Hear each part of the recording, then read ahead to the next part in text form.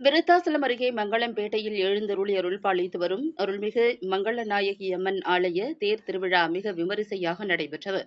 ஆயிரக்கணக்கான பக்தர்கள் தேரை வடம்பிடித்து இழுத்து அம்மனின் பேரருளை பெற்றனர்.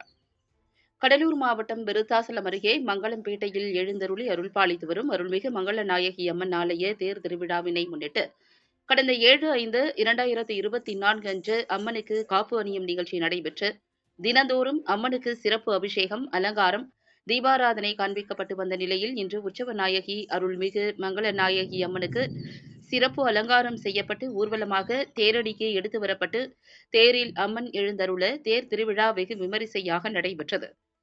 விருத்தாசலம் சட்டமன்ற உறுப்பினர் MRR ராதாகிருஷ்ணன் மற்றும் ஊர் பொதுமக்கள் திருவிழா குழுவினர் வடம் பிடித்து இழுத்து தேரோட்டத்தை துவக்கி வைத்தனர்.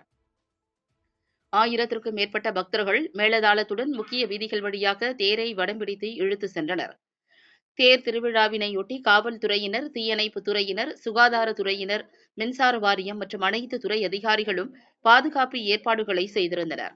தேர் திருவிழாவில் மங்களம்பேட்டை மற்றும் அதன் சுற்றுவட்டார பகுதிகளைச் சேர்ந்த 1000க்கும் மேற்பட்ட பக்தர்கள் கலந்து கொண்டு அருள்மிகு மங்களநாயகி அம்மனின் பேரருளை பெற்றனர்.